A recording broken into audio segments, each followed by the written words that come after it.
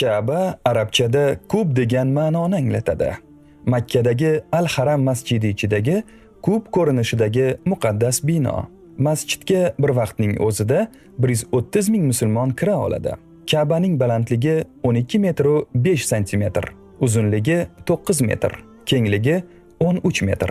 Ka'baning burchaklaridan birida muqaddas qora tosh joylashgan. Tuxumsimon shakldagi tosh Allohning hukmi bilan jannatdan chiqarilgan va yaratgan uni Odam alayhissalomga tushirgan. Dastlab tosh oq rangda bo'lgan, ammo vaqt o'tib insonlar gunohlari sabab qora tusga kirgan. Boshqa rivoyatlarga ko'ra, tosh Nuh alayhissalomga toshqindan so'ng tushirilgan va uzoq vaqt Abu Qubays tog'ida saqlangan. Ibrohim alayhissalom Ka'bani qurish uchun tosh izlab, qora toshni Ka'baga keltirganlar va hozirgi joyiga o'rnatib tavof qilganlar. Vaqt o'tib bu amal haj amallaridan biriga aylangan. 930-yilda karmatlar Makkani ishg'ol qilishdi. Ka'bani talon-taroj qilib, qora toshni Bahraynga olib ketishdi. Tosh u yerda 22 yil saqlandi. 951-yilda katta miqdordagi pul to'langach, tosh Makkaga qaytarildi. Tarixchi va tadqiqotchilar Ka'baning necha bor qayta ta'mirlangani borasida har xil ma'lumotlar keltirishadi. Ular 5 dan 12 martagacha ta'mir etilgan deyishadi. Ka'ba ilk bor Odam alayhissalom tomonidan qurilgan va ta'mirlangan. Qur'onda keltirilishicha, Ka'ba insonlar Allohga ibodat qilishi uchun qurilgan ilk imoratdir. Bu mo'jazgina bino payg'ambarlar Ibrohim alayhissalom, Ismoil alayhissalom va janobi payg'ambarimiz Muhammad sollallohu alayhi va sallam taraflaridan qayta tiklangan. Bunday sharafga boshqa hech qaysi bino musharraf bo'lmagan. Arab afsonasiga ko'ra, Odam alayhissalom va momo Havo jannatdan chiqarilib, ayriliqda yashaganlar.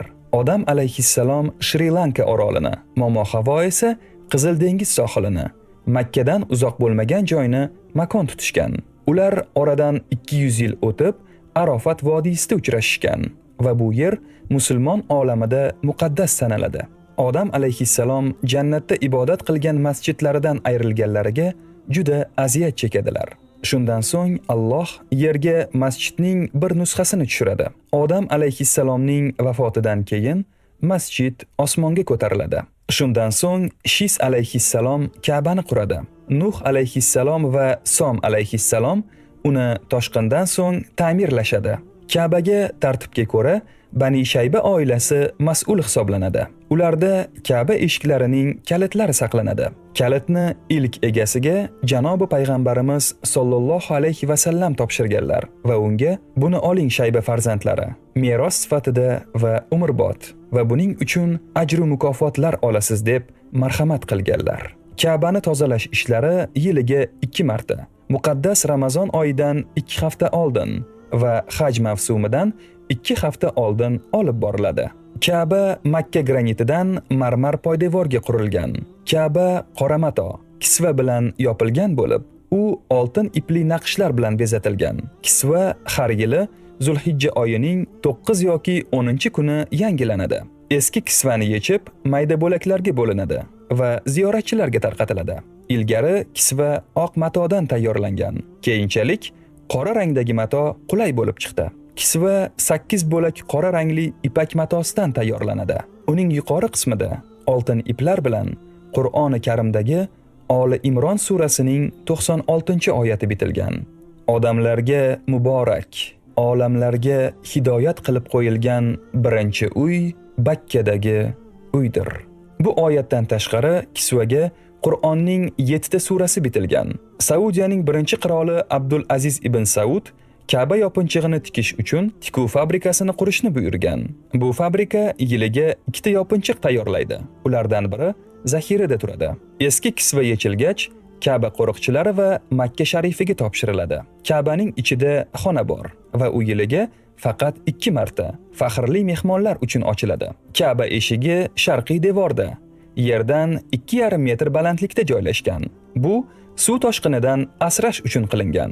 Eshikning balandligi 3 metr 6 santimetr, egini 1 metr 68 santimetr. Eshiklarni yasashda 280 kilogramm atrofidagi 999-probali sof oltin ishlatilgan. Uning qiymati 13 million 420 ming real atrofida. Ka'bani yirik ta'mirlash ishlari Sulton Murodxon davridan deyarli 400 yil o'tib, 1996-yil may-oktyabr oylari oralig'ida o'tkazilgan. Bu ta'mirlash ishlarida dastlabki mahsulotlardan faqat toshlar qoldirilgan. Qolgan barcha qismlar, jumladan tom ham almashtirilgan. Shimoliy Amerika Islom jamiyati prezidenti Dr. Muzammil Siddiqiy 1998-yil Ka'baning ichiga kirish baxtiga muyassar bo'lgan. U o'z intervyularidan birida ichkarida ikkita ustun, buyumlar, xushbo'ylik qo'yish uchun stol ham borligini aytgan. Ka'ba ichiga 50 kishi sig'ishi mumkin.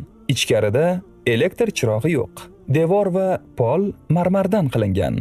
Ichkarida deraza yo'q. Professor Husayn Kamoliddin Ka'ba joylashgan nuqtada Yer sayyorasining magnit markazi borligini aniqladi. U bu xulosaga magnit polyuslari kuzatuvlaridan so'ng kelgan. Barcha polyuslar o'zgaruvchandir, ammo Ka'bada o'zgarmaydi. Ka'ba nomi bilan mashhur mo'jazgina bu bino balandligi bo'yicha osmono'par binolarga, hashamati bo'yicha qasrlarga teng kela olmas. Ammo uning islom olami va butun insoniyat tarixidagi qudrati bebahodir. Ka'ba butun olam musulmonlari har kuni 5 mahal yuzlanadigan Allohning imoratidir. Bu hol 1400 yildan oshiq. Janobi payg'ambarimiz sollallohu alayhi va sallam davrlaridan beri o'zgarmas va boqiydir.